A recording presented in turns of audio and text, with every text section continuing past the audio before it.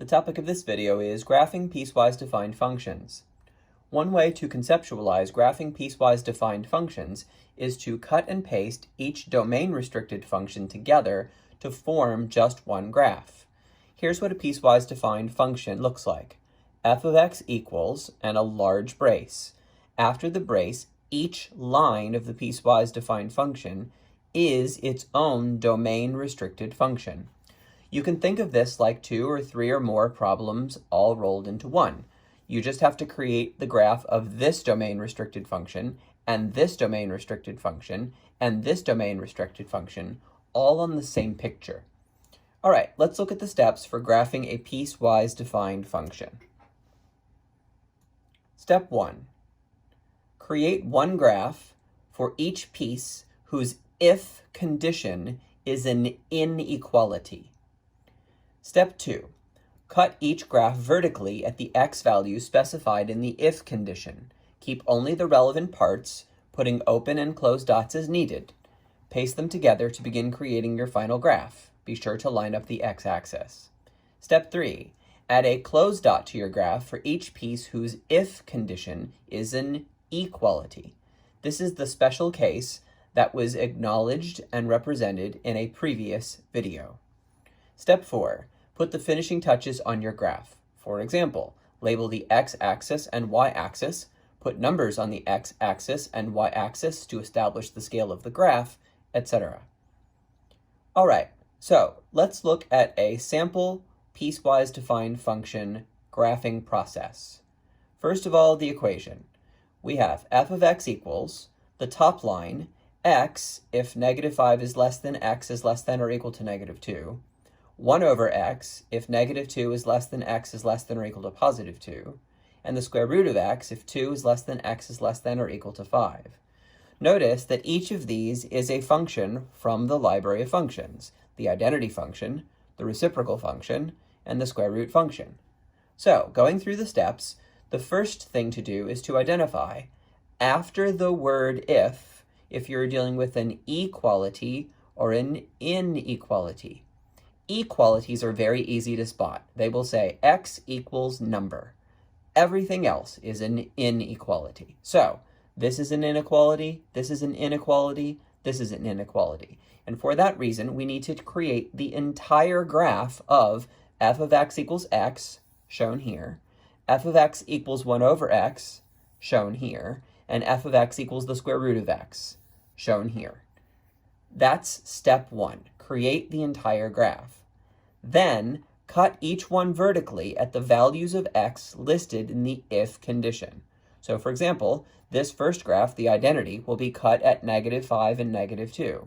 Reciprocal will be cut at negative 2 and positive 2, and square root will be cut at 2 and 5. Here's what it looks like when we cut. So, identity is cut at negative 5 and negative 2. And because the x is in between the negative 5 and negative 2, we're going to keep the part of the graph shown here in the shaded orange area. From the reciprocal function, we will keep the part between negative 2 and 2, shown here in shaded orange. And from the square root graph, we'll keep the part between 2 and 5, shown here in shaded orange. So, as you can see, we have 3 shaded orange strips, and we're going to paste them all together, lining them up at the x-axis, which is shown here, here, and here, to create one final graph picture. Now, you might look at this picture and think to yourself, man, that thing looks really weird. It seems to be broken. Nothing lines up with anything else. And you'd be correct. This closed dot and this open dot don't touch. This closed dot and this open dot don't touch.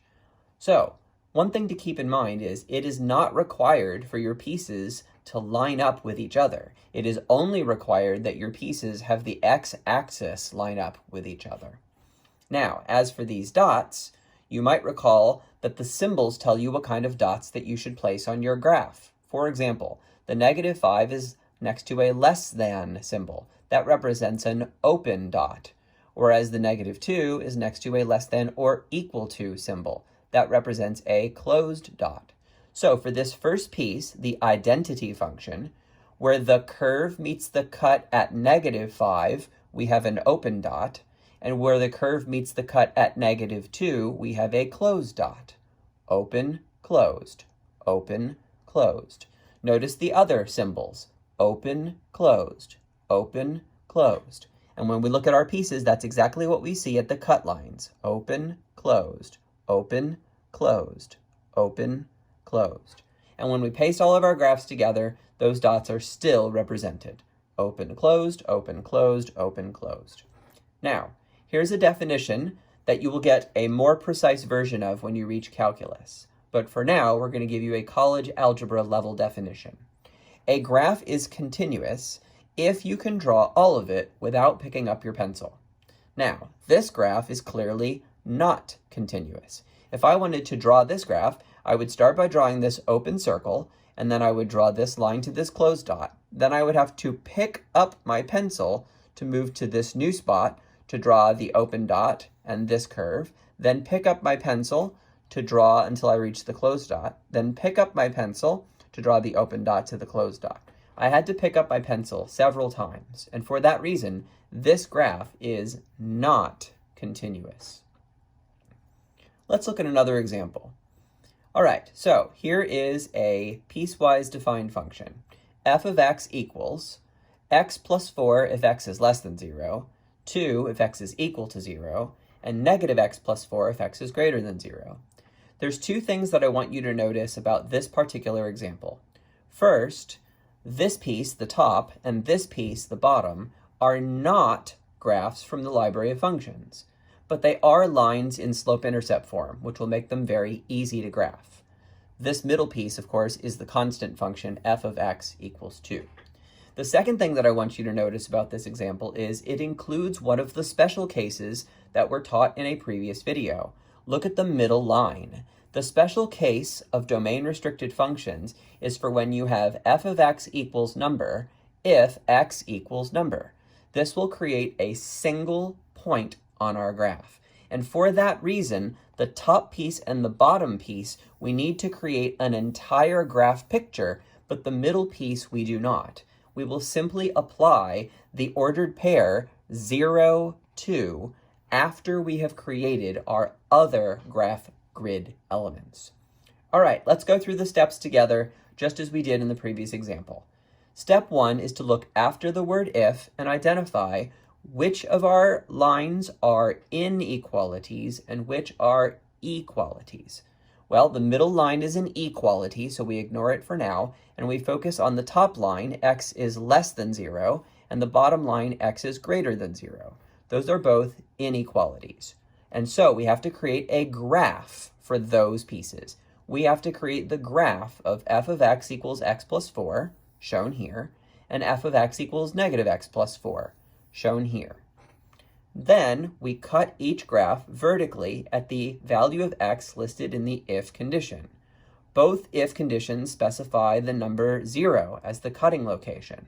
So we cut this graph at 0, and we cut this graph at 0. To know which part of the graph to keep, we have to pay attention to the if condition. The if condition for the first piece says x is less than 0. So that would be the part to the left that we shade and keep.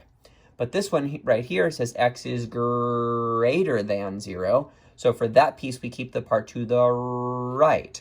Hopefully you picked up on the little audible clue that I gave you there. Less than to the left, greater than to the right. All right, so now that we've identified what we want to keep, we take our orange strips and we paste them together to form one complete picture. We have to remember to put dots where the curve meets the cut. In this particular problem, the cut line is right here, which is shown on this part, and right here, which is shown on this part. And we have to put an open or closed dot where the curve meets the cut. Now, what kind of dot should we put? For less than, it's an open dot at 0. For greater than, it's also an open dot at 0.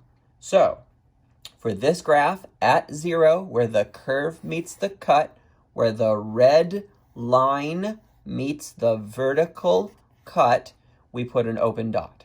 And for the other piece, where the red line meets the vertical cut, we put an open dot.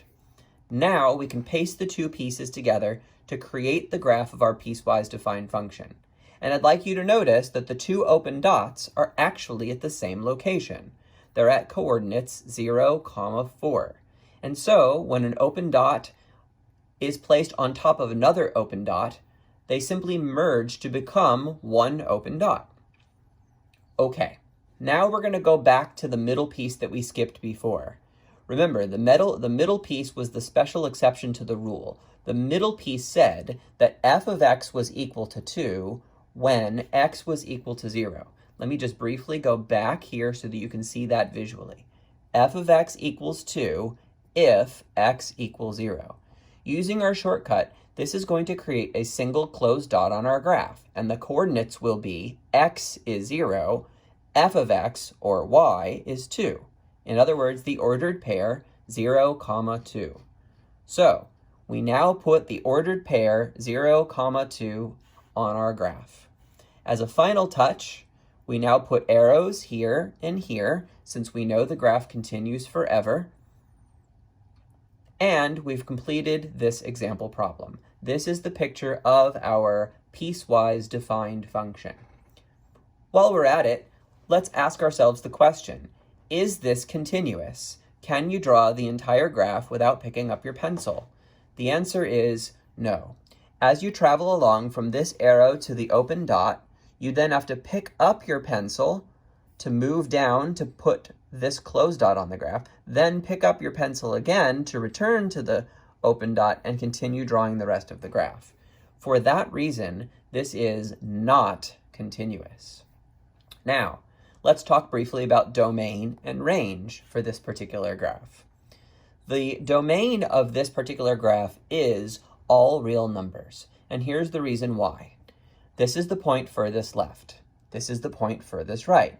Can we trace a path from the leftmost point to the rightmost point by moving along our curve without picking up our pencil? The answer is almost. We can go from here to the open dot, and then once we skip over the open dot, we can continue our journey, which means we have every possible x coordinate except for the one where this open dot is located. The location of the open dot is 0, 4. So this open dot represents a missing x coordinate of 0.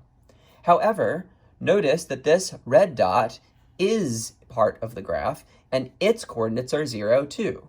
The x of that point is 0. So the only missing value, 0, is provided by this dot, and therefore we have all the possible x values. The domain is all real numbers.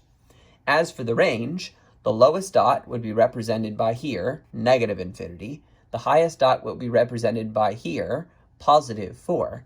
And we have the ability to trace a path from the lowest to the highest. Therefore, all values of y are represented from negative infinity all the way up to 4, but excluding 4 because of the open dot, thus the parenthesis. And you might be thinking to yourself, but what about this dot here? Does that affect the range? And the answer is no. This dot has a y coordinate of 2. 2 is already in the interval from negative infinity to positive 4. When a value is found to be in a range more than once, we only specify that value one time. Therefore, our range for this is negative infinity, 4. Okay, one last paragraph and then we'll move on to the next video where we'll solve some problems. I'd like you to notice that the first piece has an arrow where it hits the edge of the graph and an open dot at the cut line. The middle piece produces just a single closed dot because it is used for exactly one value of x. That value, x equals 0, triggers use of the middle function, f of x equals 2. And for any input, that function produces an output of 2, y equals 2. Hence, the graph shows the single closed dot, 0, 2. The third piece starts with an open dot at the cut line, shown here, and then has an arrow where it hits the edge of the graph, shown here. Notice that the open dots from pieces 1 and 3 are exactly the same point and therefore one atop the other. All right, final moment, and this one's a big one, so pay attention, this is important. Expert tip: when a closed dot and an open dot are in the same place, the closed dot fills the open dot, so that only the closed dot is visible.